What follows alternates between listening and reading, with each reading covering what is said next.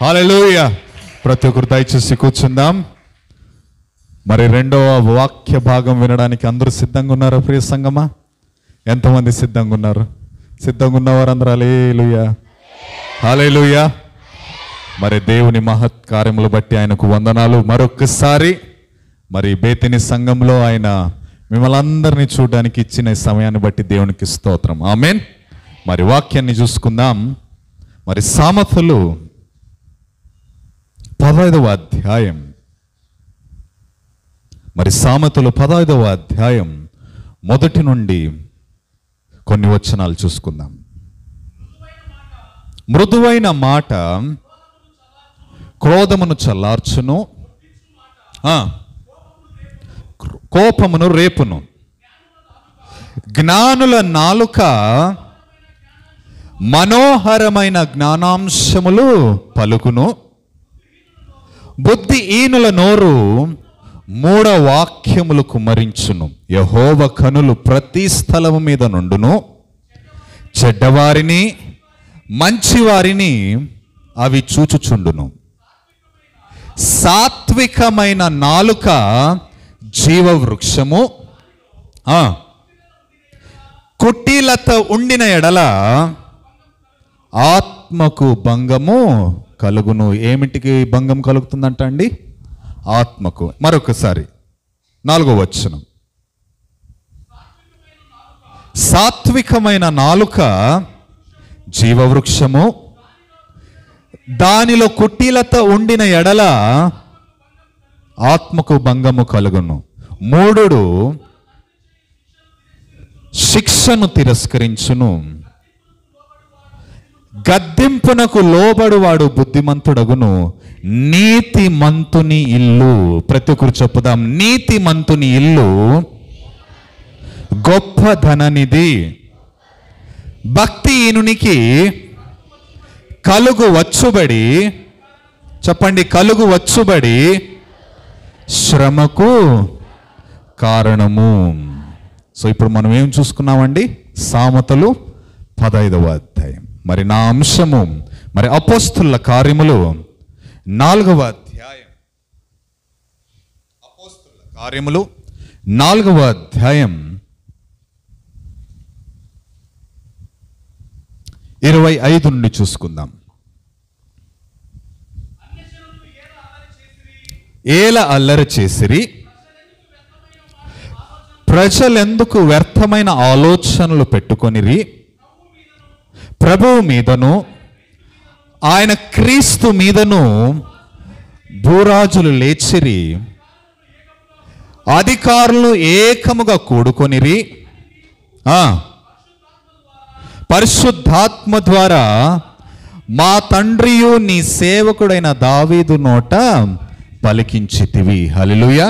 ఇక్కడ మనం చూసుకున్నట్లయితే ప్రియ సంగమా, మరి నేను గత ఆదివారం బారుక్ సంఘములో మరి వాక్యము ఇదే అధ్యాయంలో నుండి తీసుకున్నాను.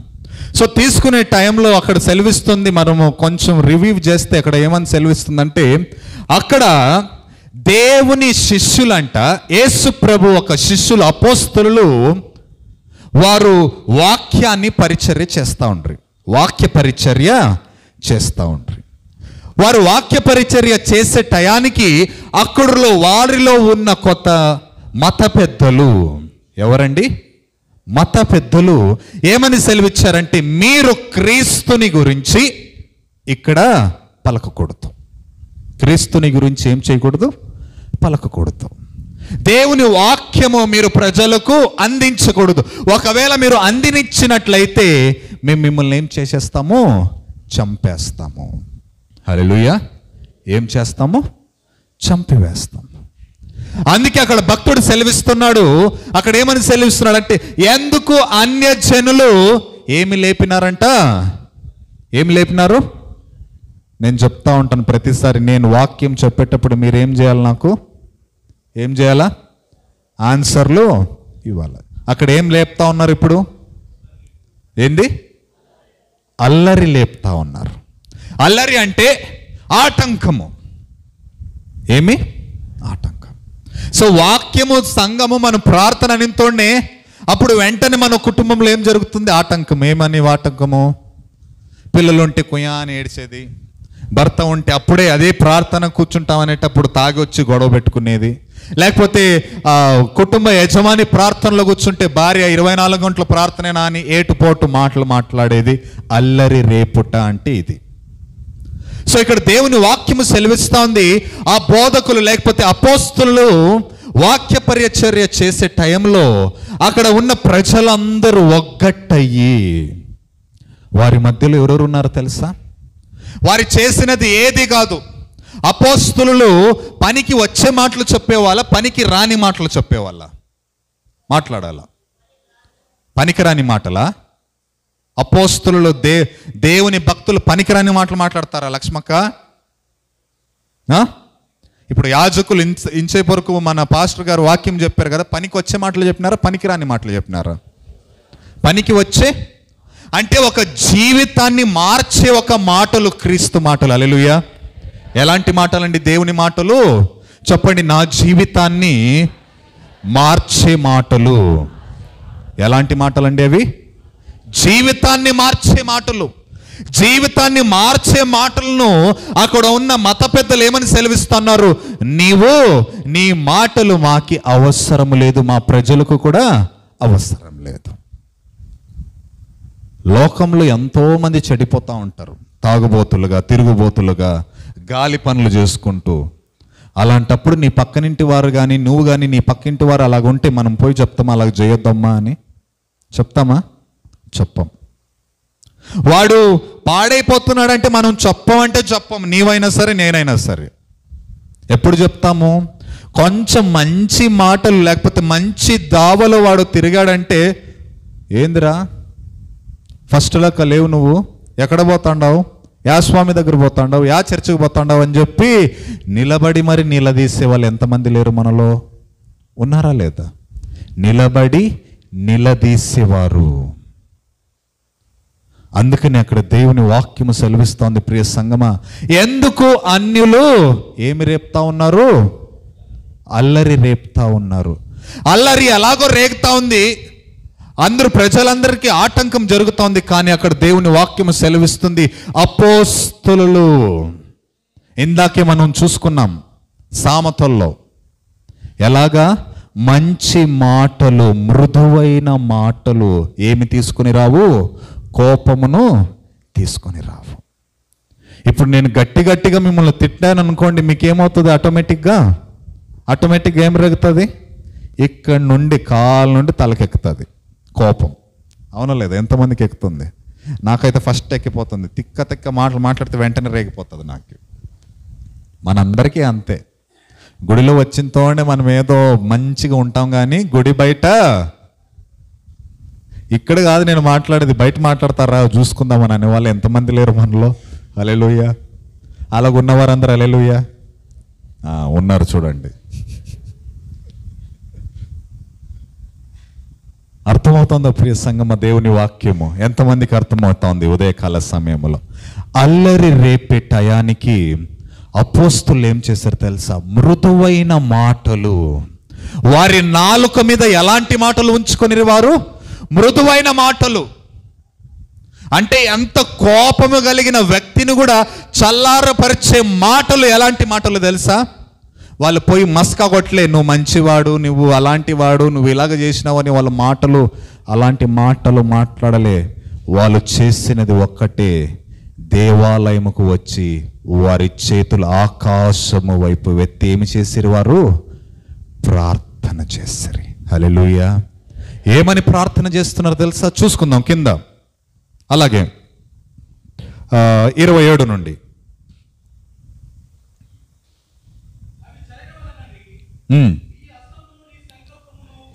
ఏవి జరగవలెనని నీ హస్తమును నీ సంకల్పమును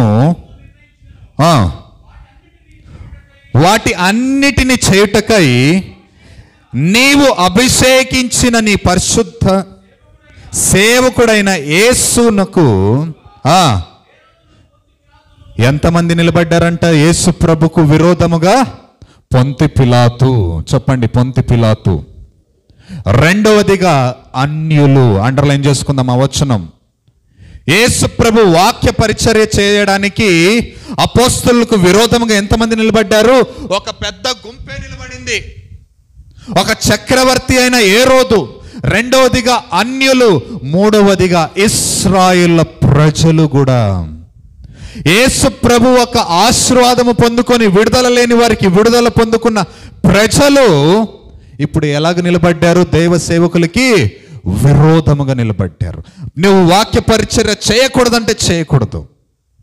కానీ అపోస్తలులు ఏం చేస్తారు? కింద వచనం 28వ వచనం, 29వ వచనం. ప్రభువా, ఈ సమయమునందు వారి బెదిరింపులు చూచి.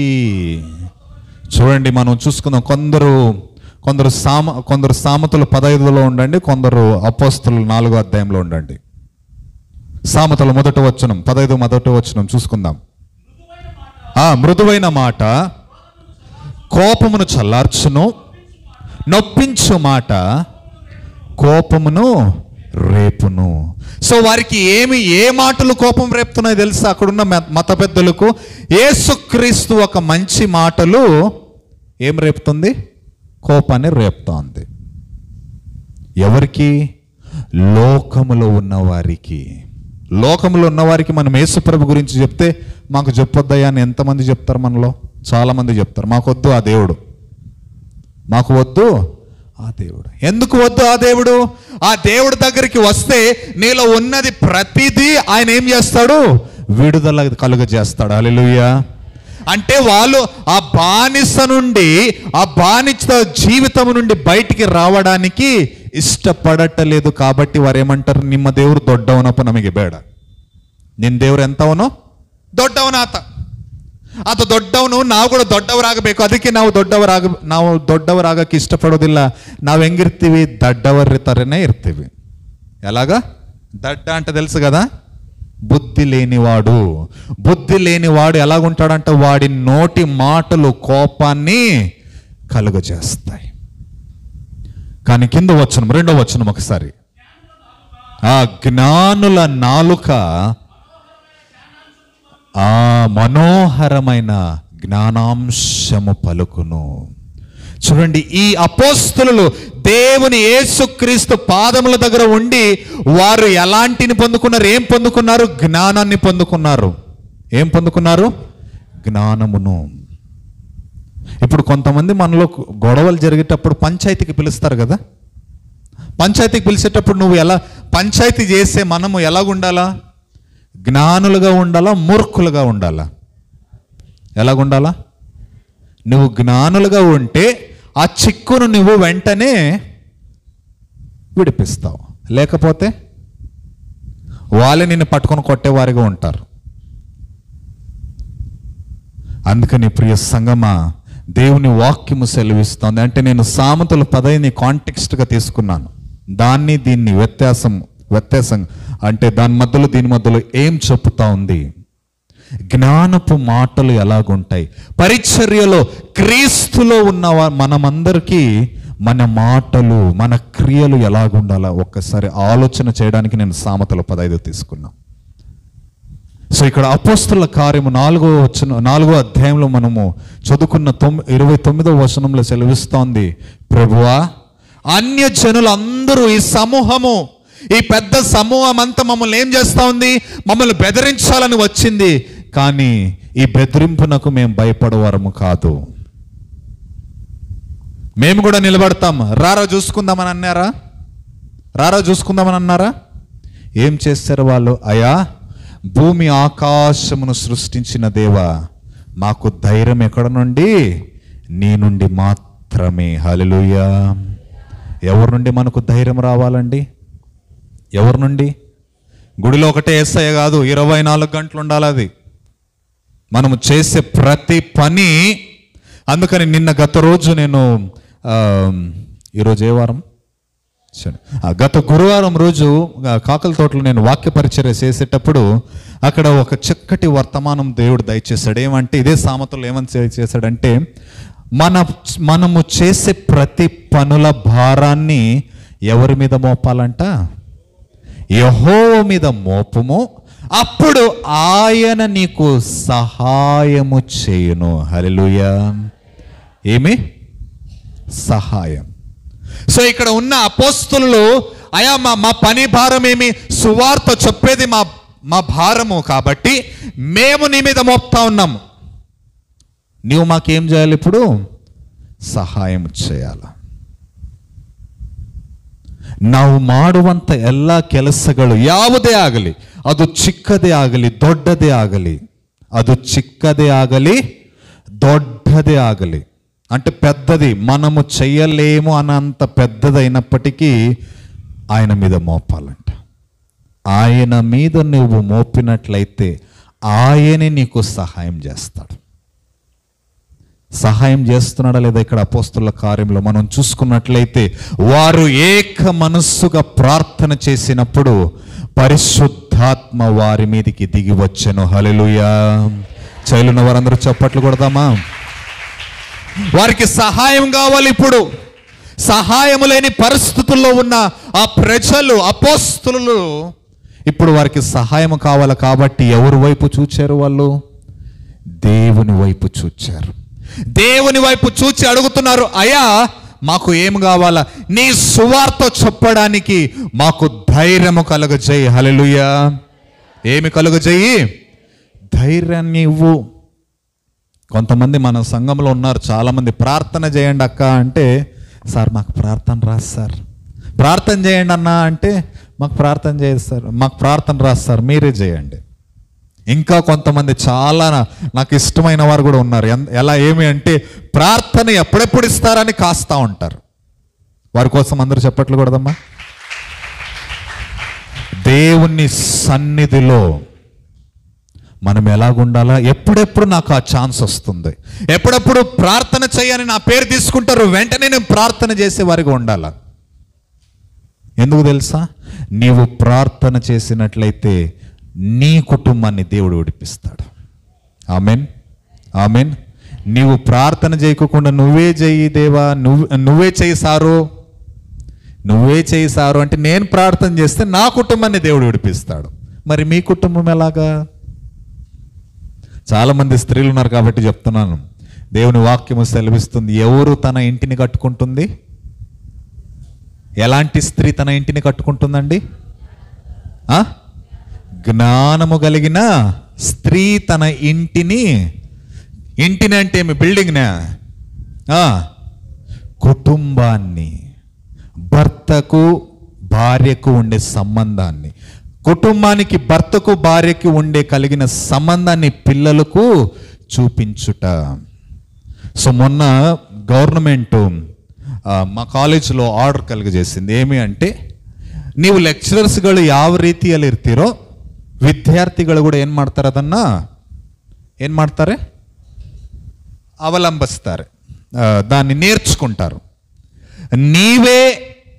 ನೀವುಗಳೇ ಸರಿಯಾದ ಮಾದರಿಯಲ್ಲಿ ಇಲ್ಲದೆ, ಸರಿಯಾದ ಡ್ರೆಸ್ಸಿಂಗ್ ಸೆನ್ಸನ್ನು ಹಾಕ್ಕೊಳ್ಳದಂಗೆ ಕಾಲೇಜಿಗೆ ಬಂದು టీచింగ్ ಮಾಡಿದ್ರೆ ಹುಡುಗರು కూడా ಏನು ಮಾಡ್ತಾರೆ? సో మా వాడ్ల కాలేజీలో రౌండ్ నెక్ వేసుకొని వస్తే పిల్లల్ని బయటికి పంపించేస్తాం. ఏమి? నేను కొత్తలో కదా, అంటే ఇప్పుడు దాదాపు 8 ఏళ్ళు అయిందిలేండి, కొత్త స్టార్టింగ్లో వెళ్ళినప్పుడు ఇలాగే రౌండ్ నెక్ వేసుకొని పోయినాను. వేసుకొని వెళ్తే అందరూ చూసినారు. మరుసటి రోజు నేను చూస్తున్నాను, కలర్ డ్రెస్లు వేసుకున్న వారందరూ నేను అసెంబ్లీలో సైడ్కి నిలబెట్టేస్తాను. ఒకడు రౌండ్ నెక్ వేసుకుని వచ్చినాడు. రౌండ్ నెక్ ఎందుకు వేసుకుని వచ్చినావు అంటే, వాడు అన్ని మాట ఏం తెలుసా? సార్ నిన్ను నీవు కూడా అక్కడ మంది ఇద్దరలా, ఏనా నిన్నే నీవు కూడా అక్కడ మంది ఇద్దరలా అంటే, కొన్నిసార్లు విద్యార్థులు కూడా శిక్షకులకు ఏం చేసేవారు ఉంటారు? ಜ್ಞಾನೋಪದೇಶಂ. ನಾನು ಮಾಡಿದ್ರೆ ನನ್ನ ಮಕ್ಕಳು కూడా ಮಾಡ್ತಾರೆ. చూడండి, అపోస్తలులు అక్కడున్న ప్రజలకి నేర్పిన విద్య ఏం తెలుసా? మాకు కష్ట పరిస్థితులు వచ్చినప్పుడు, మనకు విడిపింపలేనంత గొప్ప భారము వచ్చినప్పుడు మనం ఎవరి మీద మన భారాన్ని మోపాలా? దేవుని మీద భారం మోపాలా. చదువుకుందాం 30వ వచనం. రోగులను స్వస్థపరచుటకును నీ పరిశుద్ధ సేవకుడైన యేసు నామము ద్వారా సూచక క్రియలను మహత్ కార్యములను చేయుటకును, అండర్లైన్ చేసుకుందాం, నీ చెయ్యి చాచుచుండగా. ఎవరి చెయ్యి? అపోస్తుల ప్రార్థన. అయ్యా, అనేకులు వచ్చారు, అనేకులకు స్వస్థత లేని వారు వచ్చారు, అవటిగా ఉన్నవారు వచ్చారు, కాళ్ళు లేని వారు వచ్చాయి, నోరు పడిపోయిన వాళ్ళు, మృతులైన వారు అందరూ ఈ సభకు వచ్చారు. హృదయంలో బాధ ఉన్నవారు కూడా ఈ సభకు వచ్చారు. ఎంతమంది వచ్చారు? వచ్చినారు అందరూ? చూడండి ఒకసారి పక్కన ఎవరు మిస్ అయినారు ఒకసారి చూసుకోండి. పక్కన అందరూ వచ్చినారు, ఒకసారి చూసుకోండి. వచ్చినారు అందరూ? వచ్చినారు. వాళ్ళందరికీ విడుదల రావాలా? మీ అందరికీ విడుదల కావాలా వద్దా? ఎంతమందికి విడుదల కావాలా? విడుదల కావాలన్న వారు అందరూ హల్లెలూయా, హల్లెలూయా. సో ఇలాగున్నారు, మీలాగే ఆసక్తి కలిగి ఉన్నారు కాబట్టి అక్కడ సెలవిస్తూ ఉన్నాడు, దేవుని వాక్యము సెలవిస్తూ ఉంది. అయ్యా, స్వస్థత కావాలనుకున్నవారు, స్వస్థత పొందుకోవాలనుకున్నవారు, విడుదల పొందుకోవాలనుకున్నవారు, లేకపోతే మంచి కార్యములు వారి జీవితంలో చూడాలనుకున్న వారికి నా చేయి చాపుతాను కాదు దేవా. ఏమి నా చేయి అని అంటున్నారు అక్కడ? చూడండి అక్కడ ఏముందో దేవుని వాక్యము. ఎవరి చెయ్యి చాచి ఉండగా? ఆయన చెయ్యి చాచి ఉండగా. హల్లెలూయా. అందుకని ఇర్మియా అంటాడు, అయ్యా, నా బలము ద్వారా కాదు, నా శక్తి ద్వారా కాదు. ఎవరి ఆత్మ ద్వారా? నీ ఆత్మ ద్వారా. అదే గురువారం రోజు ఒక స్త్రీ, ఒక అమ్మాయి, ఆ అమ్మాయికి 2 ఏండ్ల ముందు ఒక పిల్లోడు పుట్టాడు. మగపిల్లోడు ఆడపిల్ల పుట్టింది. ఆ పుట్టి అది గుండెలో ఓలు పడిందని చచ్చిపోయింది. ఆ పిల్ల చచ్చిపోయింది. సాక్షి చెప్తా ఉన్నాను. సాక్షి ఏమంటే అది చచ్చిపోయింది, తర్వాత ఆమెకు నిలసలే, మళ్ళీ 3 ఏండ్ల వరకు నిలబడలేదు. ఆ పోయిన సంవత్సరం గుడారాల పండగ అప్పుడు దేవుని వాక్యము, దేవుని ఆత్మ ఆమెను ముందు పిలిచి పండును తీసుకొని ఆమెకి ఇచ్చి ఆశీర్వదించాను. నువ్వు మీ ఆయన తినరి అని ఆశీర్వదించాను. ఆశీర్వదించిన తర్వాత ఏం జరిగిందంటే, అదే ముట్టుకు దేవుడు ఆమె గర్భాన్ని తెరిచాడు. హల్లెలూయా. అదే ముట్టుకు దేవుడు ఆమె గర్భాన్ని, అంటే 3 ఏండ్లు, 2 ఏండ్లు పిల్లోడు చచ్చిపోయినాడు, 2 ఏండ్లు పిల్లోడు చచ్చిపోయినాక 3 ఏండ్ల వరకు ఏం లేరు, పిల్లలు లేరు. గర్భాన్ని తెరిచాడు. మొన్నటి రోజు మగపిల్లని పిలుచుకొని వచ్చింది ప్రార్థనకి. ఏమ్మా సాక్షి చెప్పినావా అంటే, ఆ పిల్ల నాకు ఎంత అదేమంటారు కన్ఫ్యూజ్ మాట చెప్పిందంటే, సార్ నేను గుత్తిశాలకు పోయి సాక్షి చెప్పిన. యాడికి పోయి సాక్షి చెప్పిన? గుత్తిశాలకు పోయి సాక్షి చెప్పిన. ఎందుకు అంటే, నేను తిరుగుతూ ఉంటిని. ఎక్కడికి తిరుగుతూ ఉంటివి? బళ్ళారి నుండి ఏదది గుత్తిశాలకు తిరుగుతూ ఉంటి. అందుకని అక్కడ పోయి సాక్షి చెప్పిన. నేనన్నా లేచి నువ్వు ఇప్పుడు మా ప్రార్థనకి ఎందుకు వచ్చినావు, లేచి గుత్తిశాలకి పరిగెత్తిపోవాలని చెప్పి పంపించేసినానంటే బయటికి పంపించేసి, నువ్వు నా ముందర కూర్చోకూడదు పదా అని. తర్వాత వాళ్ళ భర్త వచ్చినాడు. వచ్చి ఇలాగే చూస్తా అన్నాడు. ఏందిరా గాలి వాని పేరు గాలి. ఏందిరా గాలి ఇట్లా చూస్తాండావంటే, సార్ నా భార్యని క్షమించండి. ఏంటి? నా భార్యను అంటే నేను ఇప్పుడు చెప్పుచున్న సాక్షి ఏమంటే, ఏదో సార్ పండించినాడు దాన్ని బట్టి కార్యం జరిగిందని కాదంటే కాదు. ఎవరి చెయ్యి చాపితే అద్భుత కార్యాలు జరుగుతాయండి? ఆయన చెయ్యి చాపితే అద్భుత కార్యాలు జరుగుతాయి. హల్లెలూయా, హల్లెలూయా. మరి మొన్న గుడారాల పండగ అప్పుడు కూడా దాదాపు పెండ్లై 9 సంవత్సరాలు అయింది ఒక దంపతులకు, 2 దంపతులకు. అయితే అక్కడ డాక్టర్ రిపోర్ట్స్ ఏమైనా వచ్చిందంటే, చూడండి అప్పుడులో ఉన్నింది. అప్పుడులో పిల్లలు కాకోకుంటే ఎవరిని నిందించేవారు? మీ కోడళ్ళని. ఈ అమ్మని చేసుకుని వస్తే సంవత్సరం అయిపోయా, ఇంకా ఏం కాలే, పిల్లలు కాలే. ఇక్కడ వ్యతిరేకం. 9 సంవత్సరాలు అయ్యింది, పిల్లలు కాలే. అక్కడ ఇక్కడ చూపించుకున్నారు, ఆసుపత్రిలో చూపించుకున్నారు, అక్కడ ఇక్కడ చూపించుకున్నారు, కానీ పని జరగలే. ఏమి అని చూసుకున్నట్లయితే మగ పిల్లవాడికి కణాలు లేవు. ఎవరికి కణాలు లేవు? పురుషుడికి కణాలు లేవు, పిల్లల కణాలు లేవు. Zero count. ఆ మాట ఎవరు వచ్చి చెప్తే, సార్ ఇలాగుంది సార్, ఆ అబ్బాయి పేరు సాహి, ఇలాగుంది సార్ అని అంటే, సరే అని చెప్పి ఆ పొద్దుటి రోజు గుడార్ల పండుగ రోజు దంపతుల్ని పిలిచి ప్రార్థన చేసి పండించి, అయ్యా నీవు గర్భం తెరిచివాడవు, డాక్టర్లకు అసాధ్యం. ఎవరికి అసాధ్యమో? డాక్టర్లకు అసాధ్యము, నీకు సమస్తము సాధ్యము కదా నాయన, నువ్వు చేయాలా. ఈ రోజుకి 2వ నెల గర్భము ఆ బిడ్డకు దేవుడు దయచేస్తాడు. హల్లెలూయా, హల్లెలూయా. అందుకని దేవుని వాక్యము సెలవిస్తుంది, అక్కడ అపోస్తలులు సెలవిస్తున్నారు, అయా ఎంతో మంది వస్తూ ఉన్నారు నీ సభకు, నీ వార్త వినడానికి, నీ సువార్త వినడానికి చాలా మంది వస్తున్నారు.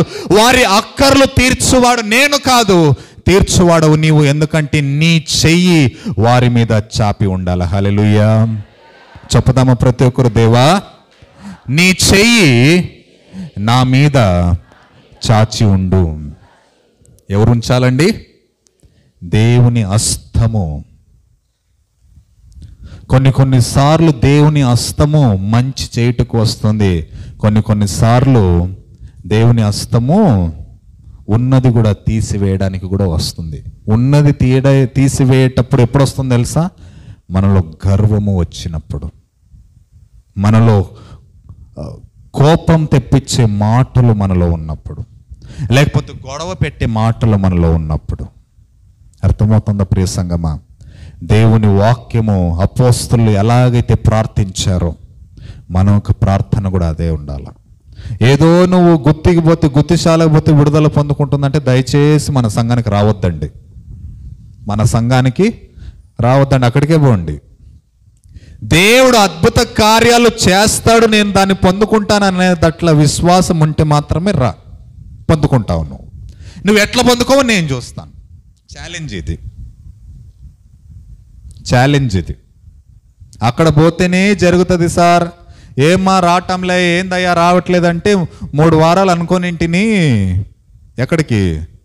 గుత్తిశాల. ఈ మధ్యలో చాలా ఇది అయిపోయింది, అది ఒక తీర్థయాత్ర అంటాం చూడండి. హిందువులు, మీరందరూ హిందువులుగా ఉన్నప్పుడు ప్రార్థన చేసి ఉంటారు, ఏమని పూజలు చేసి ఉంటారు?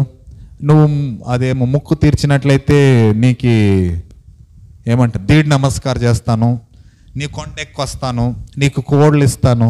అలాగ నువ్వు కోళ్ళు కుక్కలు నీ గొర్రెలు ఆశించే దేవుడు కాదండి నా దేవుడు. ఆయన ఆశించేది నీ పూర్ణ హృదయము. చెప్పండి, ఏక మనస్సు. నువ్వు ప్రార్థన చేసినట్లయితే, మనము ప్రార్థన చేసినట్లయితే ఇతరులు కూడా ఆ ప్రార్థనలో పాలిభాగస్తులు అవ్వాలి.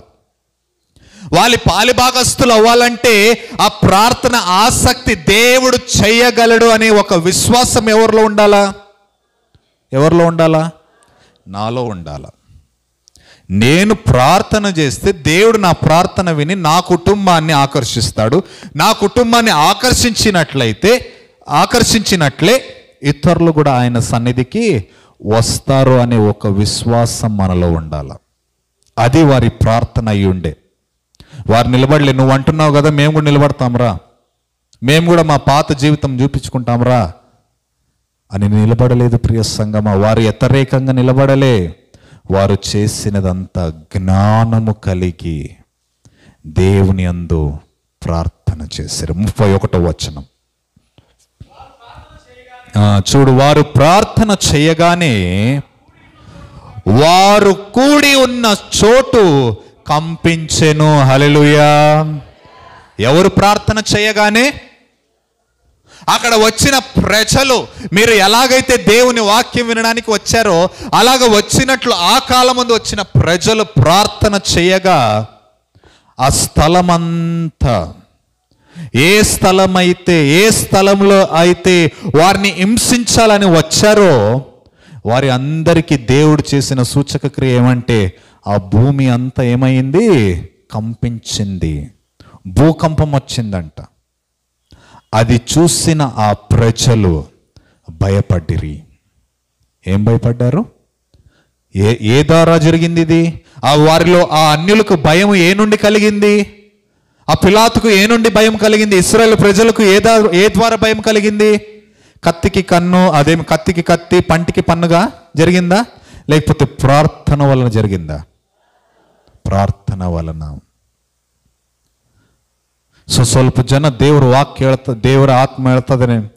మనలో కొంతమంది ఎలాగున్నారంటే ఒకరు పడిపోవాలని ప్రార్థన చేస్తూ ఉన్నారంట.